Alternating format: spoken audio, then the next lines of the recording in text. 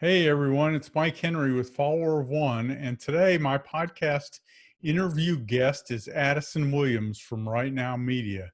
Addison, tell everybody hi. Hey guys, thanks for having me, Mike. I'm excited to be on today.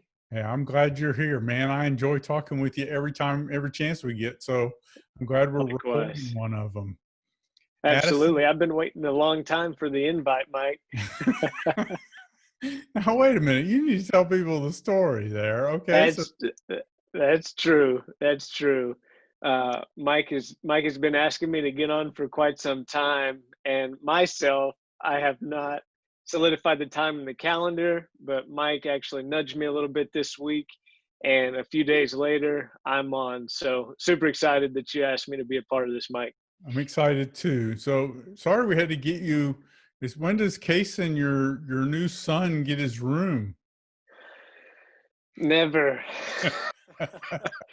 So with us recording this podcast in the midst of COVID, I'm Hmm. actually working from home right now. So this used to be my office, and then about 3 months ago, we had Kason, our son, and what used to be my now office is now half nursery. So I've got my office set up here and nursery in the back. So that's where we're hanging out today. Very cool. And all the baseball paraphernalia in the back is because you played a lot of baseball in the past, right?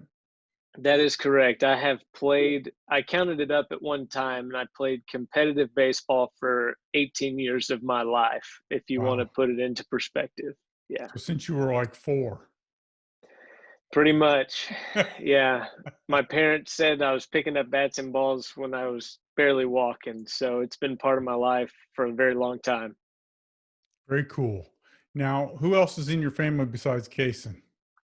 Absolutely. So I have a wife. Her name is Keisha Williams, and we've been married for going on 5 years in June. I have a 2.5-year-old daughter named Adeline, and of course, Kason is a few months old. And I can't forget my two fur babies, Ranger and Tinley. We've got to throw them in the mix as well. Okay. Well, in case we hear from them too during this. That's true. I hold no promises to what you may hear in the background. Agreed. I understand that. So you and I met through Chris Champion with Corporate Chaplains of America, correct? Absolutely. Yes. Chris is a great guy. He's a connector by heart. So Yeah. Yeah, and good friend. And you're with Right Now Media. I see that on your shirt. So tell people what you do with Right Now Media. absolutely. So in April, that marked my 3-year anniversary of working with Right Now Media. And I, of course, I'm sure we'll go into my story momentarily, but whenever I actually was looking for a new job, Right Now Media hit my radar, and the impact of connecting faith with churches resonated with me. Obviously, at that point, I did not know that they had a business side Mhm. until I started digging around. And then I was hired on to Right Now Media, like I said, about 3 years ago. And serving churches was awesome. And whenever I started getting a hold of their mission, Mhm. they had what I knew to be Right Now Media at work. So, on behalf of Right Now Media, I currently oversee our business partnerships team for the West Coast. Very cool. Ultimately, as a ministry, we harness the power of the screen for the sake of the kingdom. Yeah. So that means video, right? For the most part. Explain to everybody who doesn't know what Right Now Media is exactly what you guys do. Absolutely. So, we're a little bit over a 42-year-old nonprofit ministry. And about 10 years ago, we went to a streaming platform of unlimited biblical content and resources to serve churches.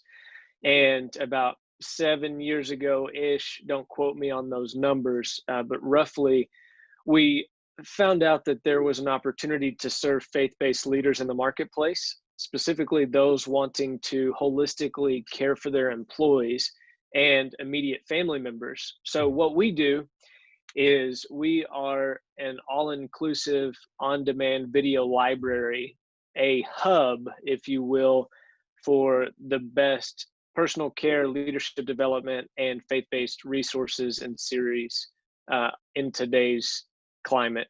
and Yes. market. Yeah, thanks. And it is very good. Follower of One's actually a customer.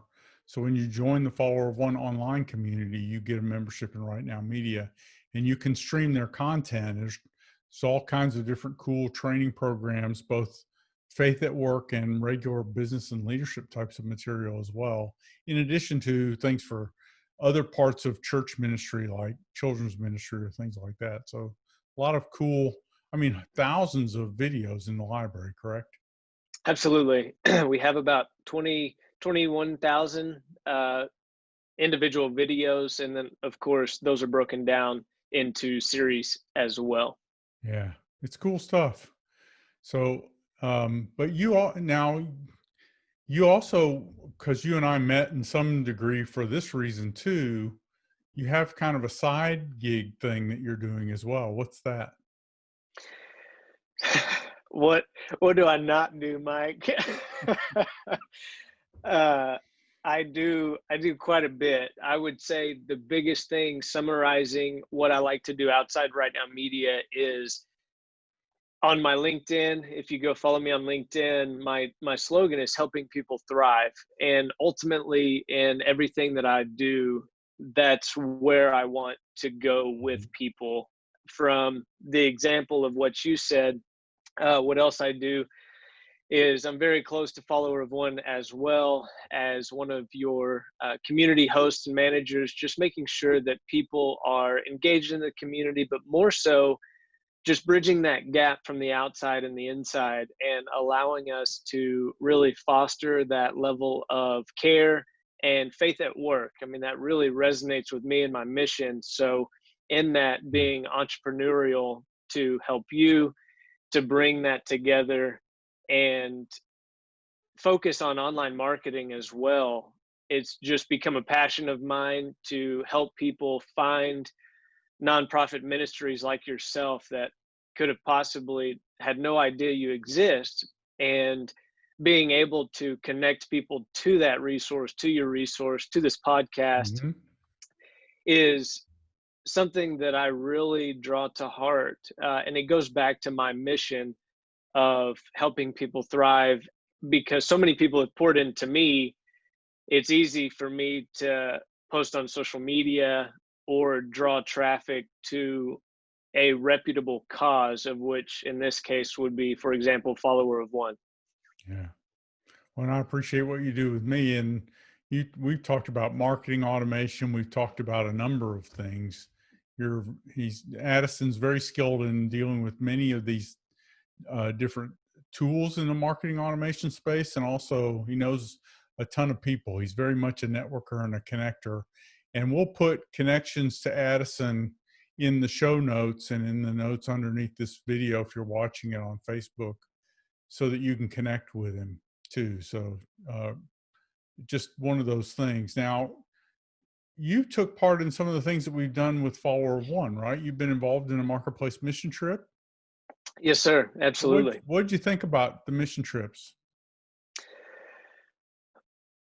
I would say the best part of the mission trip is it is something that you can do anytime. Obviously, from the marketplace mission trip standpoint, there's a group that goes through a 2 week marketplace mission trip. First week being equipping, second week being acting. And resonating with other people that want to incorporate their faith and work, but don't necessarily have the CEO tag or the means to really implement change systematically. Yeah. I think the marketplace mission trip is a no brainer ultimately for somebody that just wants to take specific steps within his or her own mindset that isn't uncomfortable, that doesn't have to be this big show of bringing people to church or anything like Right. that. I mean, ultimately, the first step in the marketplace mission trip is to pray. Literally, you're opening yourself up to opportunities. And whenever I was able to connect with you, Mike, for the first time and learn about Follower of One, it was like, wow, you don't have to go overseas to go on a mission trip. You can literally stay within your sphere of influence and resonate your own faith and be prepared to uh, do the little things, pray, be available, give back. Those types of things really hit home with me because, in your day to day, you get so busy, you think that you want to do all of these things for your faith Hmm. within the workplace. Follower of One puts it in a nice package. It gives you the guidance, the structure to be equipped and then take action. And that's what resonated with me from the start. Yeah. Now, what was your experience though the first time you did it? Did everything go the way you thought? It's challenging. It is.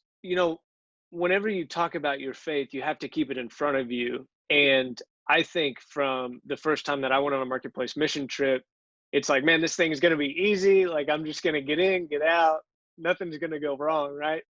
But you get into your day-to-day routine, and I think the routine, as you know, is a double-edged sword. Yeah. So the first time that I took a marketplace mission trip, I really had to be cognizant of the fact that I was surrounded by other people that were going through the same thing that I was at the same time. And I think that from that perspective, the experience was positive because I knew other people were doing it, other people were having the same challenges. And then, of course, with your Zoom calls that you provide, it hones in on that messaging. Yeah. Well, if I remember correctly, you even tried to do this like the week Kason was born, or the week you were scheduled to go one, and that was the week that Kason was born, right? I don't know what I was thinking. Well, that's, one of the things that we say is, we get Satan tries to take us off track by either distracting us or then throwing some spiritual warfare at us. He will mess up our week in a number of different ways. And Yeah. most of the people, the first time they take the mission trip, they're surprised at how many excuses they come up with for not reading the emails or not making the calls or those kinds of things. And so many people have to do it twice. And we even encourage Mhm. people to try and get a friend to do it with you, because you need someone holding you accountable. And Absolutely. Absolutely. Accountability is key, Mike. And I think that's what the follower one community gives. well, we're still figuring it out. We wrestle with it all the time, but I'm grateful to you for being a part of it. And I'm also grateful to you for, let's just talk a little bit about, I just hit my microphone. Let's talk a little bit about how you go about, well, let's go all the way back to the beginning. We skipped around a little bit. How did you become a Christian? Yes, sir. I am going to dip out of the camera for just a second because I forgot to plug in my Mac. So give me Okay. 2 seconds.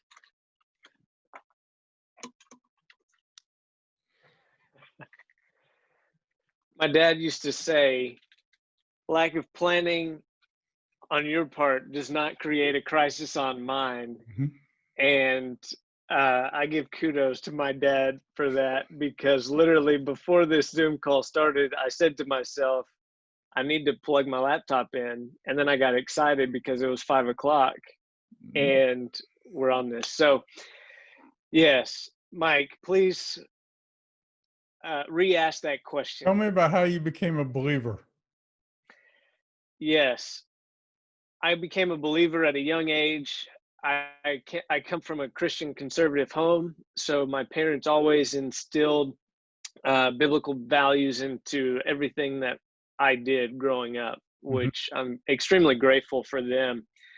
And beyond my schoolwork, it was literally on the weekends, baseball or church. And that's pretty much how it was.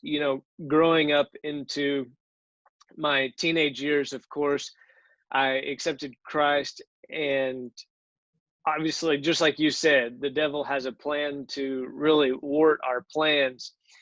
And so, obviously, as a high schooler, things got in the way, and it wasn't until college that I really was able to focus in and hone in on what it really meant to have a relationship with Jesus. I think Mhm. that's the turning point of waking up and peeling back the layers of it's not so much Sunday checkbox, Wednesday night checkbox. Yeah. That's really the mindset that I was in, even though I'd gone to church my entire life. And Mhm.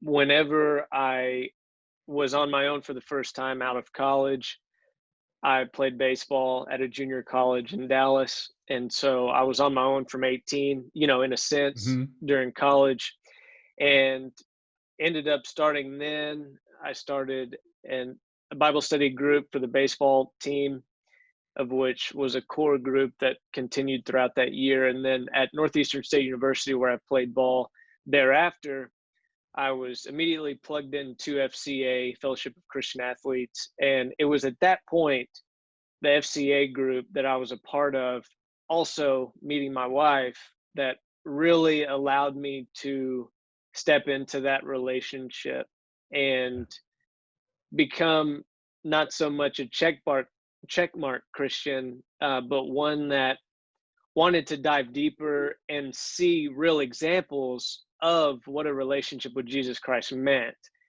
And it was at that point that the pendulum started to turn for me in a positive way. Very cool. So, so what did you do before Right Now Media? God has an interesting plan, Mike, let me tell you. So, growing up, I always wanted to be in some sort of law enforcement, criminal justice Oh, okay. specifically. So, my brother, actually, I have two older brothers, one of which is a deputy marshal. And following him, seeing what he did, that's really what resonated with me. So, going to college, that's what I wanted to do. I wanted to be U.S. Deputy Marshal, wanted to go to the co op program and roll. God had other plans. Whenever I finished playing baseball, I was going to go into the co op program, of which at that time the government cut their funding for that. So the co op program halted. Right after that, the federal government went on a complete hiring freeze. So Wow. I immediately had to say, what am I going to do? And there was part of it an identity crisis, if you will, because I'd had baseball for so long that literally I lost baseball and I lost the vision that I had of what I wanted to do. So Mhm. I was really in a tough spot, mentally, because Yeah. for so long I had baseball there. So fast forward into the I went actually continued on with my master's degree in Mhm. criminal justice. And so for the next year, I pressed into that. I was a graduate assistant. So my love for academia, helping people, restoration, if you will, restorative justice, that's really what started resonating with me. And so my junior college baseball coach, I had kept that relationship with him. Mhm. And whenever I graduated, I told him my situation. He said, "Hey, why don't you come on and be my right hand man for the complete showcase TCS postgrad?" And I said, "Okay, Logan, I'm in. Let's do this." Mhm. So May of 2015, I accepted that position, came down, got married in June of 2015, and then I was there for 2.5 years prior to working and accepting the job at RightNow Media. Very cool. Very cool. So, what does it look like trying to just integrate your faith into your day job, into your work every day? What does that look like for you? For me, it looks a little bit different than people that could potentially be listening to this podcast. And the reason why I say that is because I work for a faith based ministry. Mhm. It's quite awesome to be able to go to work every day and have prayers before meetings, or the president continuing to send out emails regarding faith based Yeah. type topics. So that's awesome.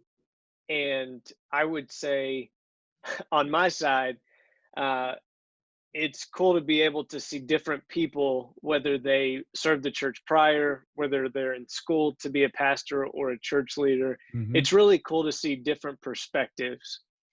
I would say incorporating my faith in work looks from a holistic standpoint of an organization. Obviously, it's faith based. For me specifically, how I want to incorporate my faith in work is how I introduce RightNow Media, how I interact with potential clients and customers. I think that's where I more so see my focus in wanting to serve others well, Hmm. in presenting myself as a believer, and then presenting the information on how RightNow Media can serve their organization effectively. Yeah. Day-to-day interactions going out, and then on the internal, I think it's just being a team player. We Mhm. preach the ideal team player as an organization. And for me, being on the partnership side, I just imagine it a big baseball team, ultimately, just a bunch of individuals working together. And, I think about that in terms of uh, the Bible verse that talks about we're all unique individuals working as a body to glorify Mhm. God. And so that's really what I try to focus on Yeah. each and every day. Yeah. Now you mentioned Patrick Lencioni's The Ideal Team Player. That's the book you were talking about, right? That is correct. Yes, sir. That's a great book. And there's also a video series about it, some of the lessons from it on Right Now Media, correct? Yes, there is. We actually use that for onboarding of new hires. Oh, So cool. literally from the onset, it's integrated into our Oh, very culture. good. Yeah, I really like his books. So I've been a Absolutely. fan Great of his for a speaker. long time. Yes. Well, that's very cool. So now, real quickly, your ideal client is who? My ideal client would ultimately be any faith driven leader that wants to give back and take a tangible resource and say to my employees, to my families, I care about you guys. You're all amongst different backgrounds, Mhm. different situations in life. Literally, this resource will be with you whenever you need it or whenever you want it. And from the standpoint of an organization, any leader that wants to empower and care for their employees at any time of day and night, that's, I would say, is who our ideal customer would be. Yeah, and I would echo that. If you're listening to this podcast or watching this video and you are in charge of people in a business or you influence things that are done to help with employee engagement and employee self-development within your organization, check out Right Now Media at Work, reach out to Addison Williams and give him a call, connect with him online. He knows everybody. So you've got to know someone who knows him, and ask him about their product Right Now Media at Work, because it's a really cool way for not a lot of money a month to provide some great educational assistance and self-development resources for your employees. And so I can't over recommend it.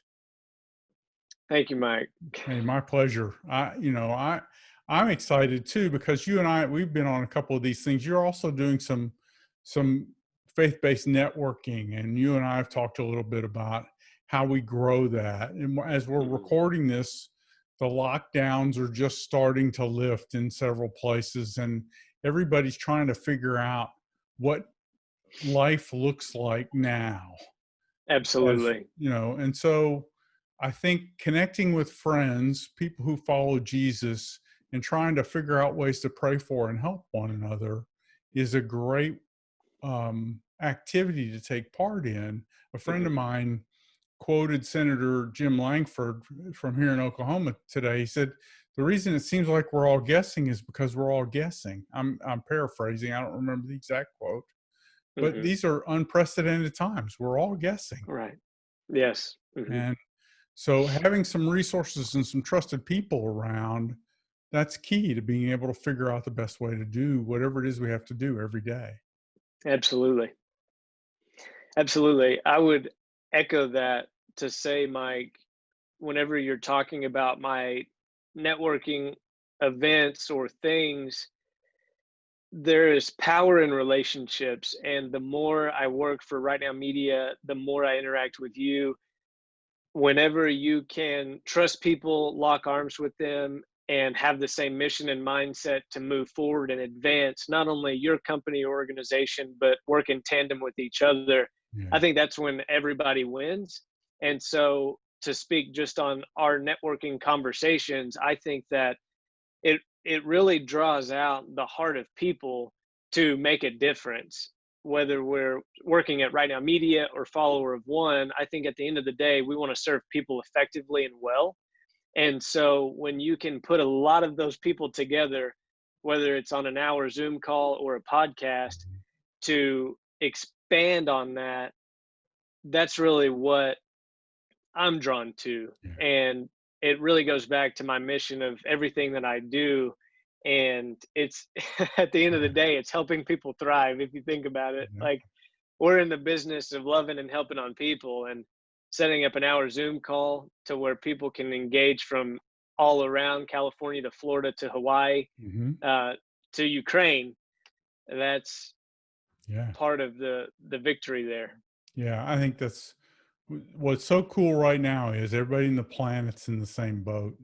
It's different boats. We all have different resources and things like that, but we're all dealing with this common problem, which is how our world moves forward after this event. And so Mhm. we have this unique opportunity.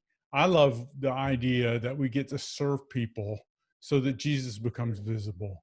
If I serve people because Jesus told me to do it, then he becomes visible from that action. Mhm. And I can trust him. I get to experience great joy doing it. I also trust him for the rewards that come in eternity because he says that everything matters. And so to me, Absolutely. that's exciting. So, Absolutely. well, I appreciate you being on this call. I want to direct people to connect with you. Why don't you go ahead and tell people how they can connect with you real quickly? What's the best way to connect with you?